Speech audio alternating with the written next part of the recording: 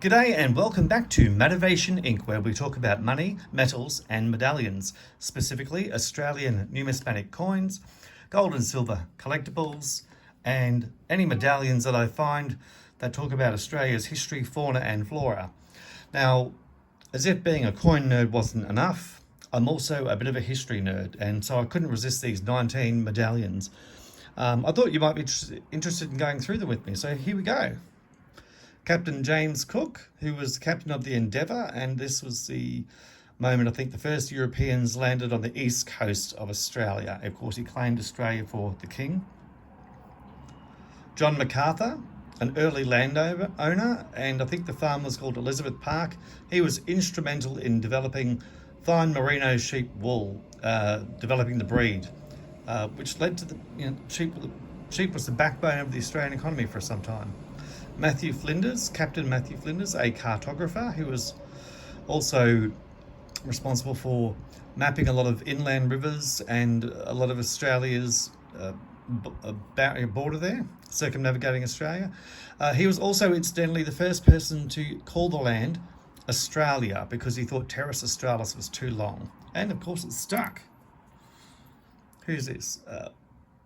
William Lawson, William Wentworth and Gregory Blaxland.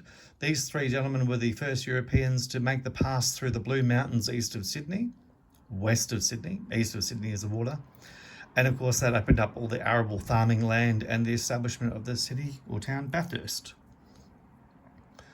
We've got Robert O'Hara Burke and William John Wills, known to Australians as Burke and Wills, who explored from Melbourne up to the north, far north, inland track, and that was of course the fateful expedition where they both perished.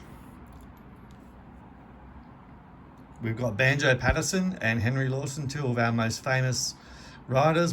Henry Lawson, well known for his prose and praise of the city in his poetry and the hardness of life. Banjo Patterson, who romanticised the bush, and he was known for his two famous poems which we all know and love, A Man from Snowy River, or The Man from Snowy River, and Waltzing Matilda, which got made into a song and is our unofficial national anthem in Australia.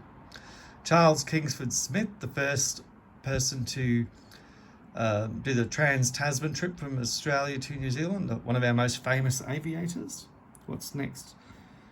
Sport. Golden Age of Sport. This is just a coin commemorating how great we are at sport in Australia.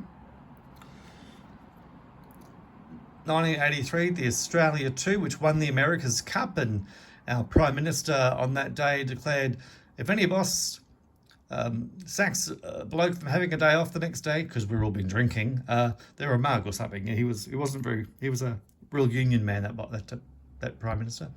Australian rules football, established officially in 1858, which was originally established as an off-season sport for cricketers. And speaking of cricket, the Ashes, which Australia loves to thrash the Poms or the British at when we play cricket. Tharlap, our most famous racehorse, who won the Melbourne Cup and a number of high-profile races multiple times in 1930. Of course, famously died in the US when attending a big derby over there, and all the conspiracy theories around it, they killed him off. There is the landing of the first fleet. So this is the first fleet that brought all the convicts over initially from the UK and established the penal colony at Botany Bay in Australia. The Eureka Stockade, controversially linked to the establishment of democracy in Australia.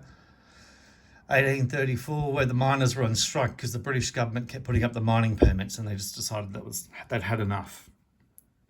The Anzac landing in 1915 in Turkey, and those, of course, established our reputation as a military power, even though it was a fateful disaster.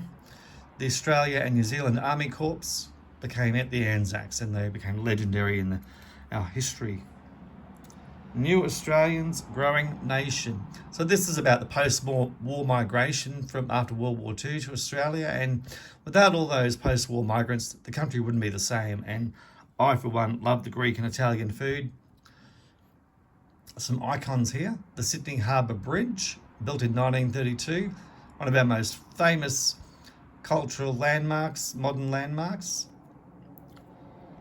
1927, the new Parliament House was built, and it's still there, and it's beautiful. I've been there when I went to Canberra recently. It's lovely. I've got a 1927 florin from that era. Last but not least, our most famous car, the first Holden, built in 1948. I actually forgot to look up what kind of car that was. But of course, Holden Australia was eventually taken over by General Motors from the USA, and it became General Motors Holden. Anyway, that's a little bit of trip down memory lane and a bit of social studies for you. I hope you enjoyed going through those coins with me. And remember, if you liked it, please remember to like, comment, and subscribe. And maybe in the comments, tell me which of those moments stood out for you. Anything that you particularly like to hear more about or learn about. Well, that's all I've got for you today. Thanks for watching, and see you later.